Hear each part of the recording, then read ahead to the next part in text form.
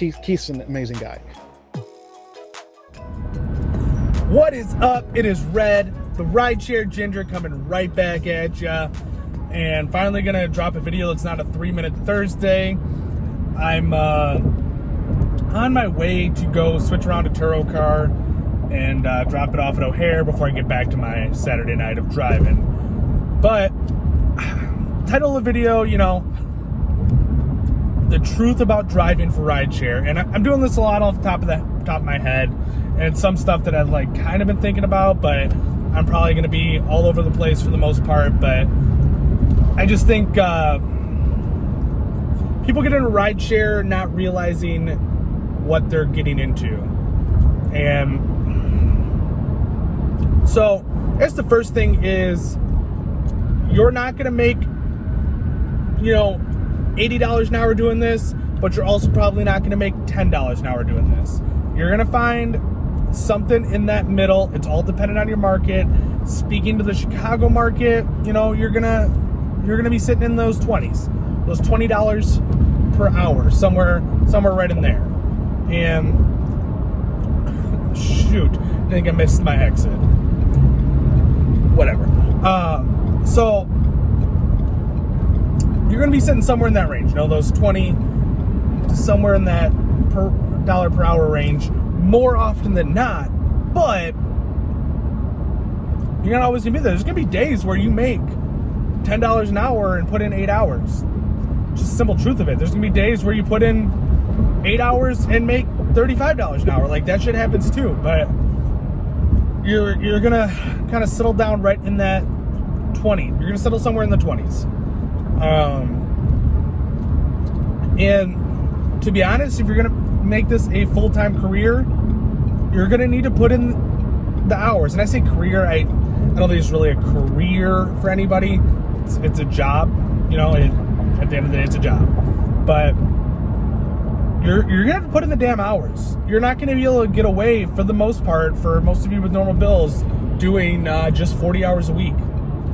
It's not what it is. It's, you need to put in the time, put in the effort, and be ready to do 50, 60, 70 hour weeks. That's just the simple truth of it. Sometimes to make the money that you want to make, you're gonna have to put in the extra hours and the extra time to make it happen, and it's not fun. I mean, there's gonna be times where you're gonna be sitting around waiting for an hour to get a request, waiting for an hour to get a ping, and that's not fun. You're gonna have to find things to occupy your time. Now, if you pick and choose your hours perfectly, and it's not a slow time of the year, which here in Chicago, there's multiple slow times of the year. If you're working daytimes during the summer, that's slow. If you're working December and January, that's slow. Most of the December, most of January is slow. And there's obviously other slow times outside of that too, but if you're working during the slow times, you're gonna have to find things to do to occupy your time, or branch out into other things. Something I've been eyeing closely lately is Shipped, which is like grocery shopping and whatnot. And I haven't taken a trip on it yet, but I've been this close to taking a couple. And I use an app called I just downloaded this other app. It's called Merchandiser or some stupid bullshit. You gotta branch out. You need to be doing Uber, you need to be doing Lyft, you need to be doing other things to fill that time. And don't run away from Uber Eats. Uber Eats is a great time filler during those dead hours. But I think a lot of people, they get into rideshare with one of two mindsets. One is, rideshare sucks, but it's gonna get me through some tough times. I'm gonna make a little bit of money doing it, but it's a shitty thing to do, and I'm not gonna stick here long. Other people get into it, oh my God, I can make so much damn money. It's amazing. And I'm just gonna work, 20 hours a week and make all the money I need to make. And honestly, both those things can be true kind of all at the same damn time, depending on when you're working and the time of year and whatnot. At times it's fucking awful, and at times it's fucking amazing. I mean, I've gone out and had $40 an hour days for 10, 12 hours, $40 an hour, just cracking away, making it happen type of thing. And then I've had a $12 an hour day. And I did, I think, that was a 15-hour day. That was brutal to me personally. Oh, it looks like I didn't miss my exit. Look at that. But that's how it is sometimes. It can be great, it can be bad, and you need to know that if you think it's going to be great all the time, it's not, and you got to be able to push through those times. And sometimes it's just you're chugging along, and it's a bad day, it's a bad day, it's a bad day, it's a bad day, it's a bad day. You know, you can go like that for a week, 2 weeks straight, and then all of a sudden something flips, and you're stringing together good days back to back to back to back, and all of a sudden things are popping and it's going good, and that can last for a month or something. And sometimes it's the time of the year, sometimes it's just unlucky. Like, some of this job is 100% luck. Like, yes, you can put yourself in the right position and improve that luck, but at the end of the day, you don't know where that next ride's taking you. You don't know where you're going to end up. Like, last weekend, I got lucky and I ended up down in Oak Lawn and I was trying to knock out an 80-ride quest, and I was knocking out short trip after short trip because it was 0 damn degrees outside and no one wanted to go more than 2 blocks. They did literally a trip that was 1/10 of a mile, but I understood it was 0 degrees. They didn't want to walk in that shit. So, but that was luck. I got taken down there. Some other days going down there is not where I want to be. It's not good trips, but I was chasing a quest and I got lucky and got taken down there. But I don't know, I like I said, I'm kind of rambling here. I knew I'd ramble, but I think so many people think rideshare is something, and I just think you got to be prepared for almost anything as you're getting into it. Every market's different too, so like I'm mainly talking Chicago market here, but you got to be willing to put in the time, but then you also got to be willing to strategize, get into groups, figure things out so you know the best thing for your market. Like, I'm still in my Pittsburgh group chats on Facebook because I went out there and drove once, and it's interesting seeing what's going on out there compared to here and strategies out there, and it's drastically different what's working for people out there versus what's working here. And it's like that every market you go to, it's going to be slightly different. So you need to get into your groups, you need to understand what's going on around you. This is not a job you want to do solo. And yes, you're in your car by yourself, but you need to be talking to other people and learning the best strategies for your market. And I'm not saying what one person says. This person could be making, $40 an hour for 1 week, and then all of a sudden they drop off. So I'm not saying you need to listen to one specific person. Get into a group chat, pick and choose different things from each person in those chats, and mold your strategy for what works for you. And just because it works for someone else doesn't mean it's going to work for you either. It's all about, I live out in the suburbs. What I do in the suburbs is going to be different than someone who's working downtown and starting their day downtown. It's different from someone who lives 5 minutes from over here. So it's developing that strategy. But Uber and Lyft are not just turn on the app and go. It can be that, and you can make it that if you really want to, but you're not going to maximize your time in the seat, which for me personally, I want to maximize my time in this damn seat so that I'm making the most money while I'm here, so I can spend less time in this seat and more time doing other things. And I think that's what everyone's goal is. So Uber and Lyft are turn on the app and go. Now, if you want it to be that, again, like I said, Uber's many different things. If you want it to be just turn on the app and go, turn on the app and go, and you're going to make some sort of money. Guaranteed. You're not going to go out there and not make any money unless you're sitting there like select only on and just kind of sitting there turning the wheels waiting for a select only when you're, in the south suburbs and there's nothing down there or something, So it's a lot of different things, and don't get into it and pigeonhole yourself into thinking I need to do specifically this, and this is what Uber and Lyft are, because I can guarantee you whatever you think is wrong. You won't know till you get into it and what your market is until you do some research. But at the end of the day, do some research, but don't sit and research yourself to death.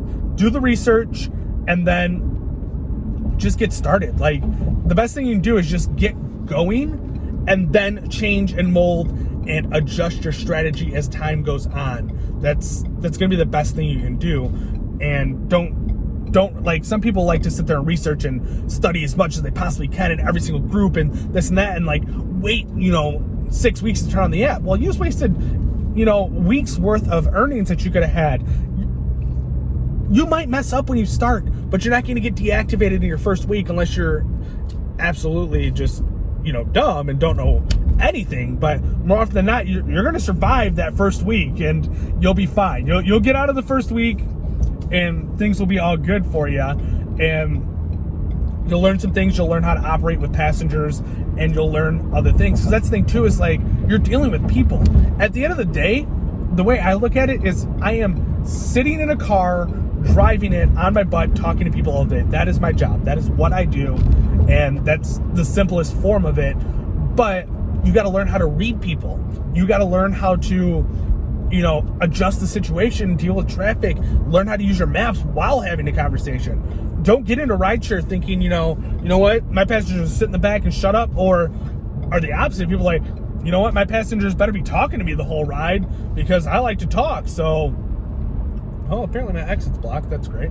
But sometimes you're going to have passengers that want to talk. Sometimes you're not. You got to be able to read them. And that's going to help your ratings. It's going to help your tips. I'm stringing together a hell of a night on tips right now, and I'm still not even having a great damn night, but the tips are helping me pull things back together. I think I'm at $170 on the night, but I'm at $25 on tips or something like that. So, that's making up a good chunk of, I got $5 cash. So I'm at $30 in tips, and that's making up a good portion of my night so far. And that's just, some of that's just luck. People are tippers, some people are not, but some of that is reading people and just making sure you treat them the way that they feel like they want to be treated. And the way you want to be treated isn't necessarily the way they want to be treated. I want to get in a car as a passenger, get in the back seat, and my driver, I don't want him talking to me. Shut the fuck up, drive the damn car, get me there safely. We're not having a conversation here. This isn't a book club. I don't really care what's going on in your life. As a passenger, that's how I am. But many passengers do want to have a conversation. They want to know how your day is. They want to talk about their day. And the biggest rule of thumb is something that I took from financial advising that I use in this is most people want to talk about themselves. They don't want to talk about you. They want to talk about themselves. So ask them how their day is and then kind of go from there. And if you can get someone talking about themselves, time's going to fly by. They're going to get to the destination and be like, holy shit, that was the fastest ride I've ever had. And it's not because you're speeding. It's because they're talking about themselves, and most people love talking about themselves. So, I don't know. I could go on and on. But the biggest thing is keep an open mind that when you get in a rideshare, and know that you're going to have to work for it.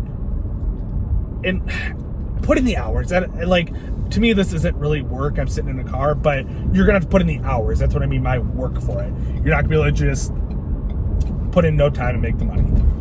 And like I said, I was gonna ramble on this video, but it's kind of a lot of what I wanted to say. I'm sure I missed a couple of things, but at the end of the day, I hope you take something from this, especially as a new driver. This is definitely directed more towards new drivers more than experienced drivers, but I'll keep the 3-Minute Thursdays coming at you guys. We'll see if I can get a couple other videos out here outside of 3-Minute Thursdays. If you haven't, I'm sure you have, but if you haven't, sign up for GetUpside. The link's in the description. If you use my link, you're going to get an extra, I think it's 25 cents off per gallon or something silly like that. Maybe it's 15. I get 15 when you sign up, so maybe it's 15 for you.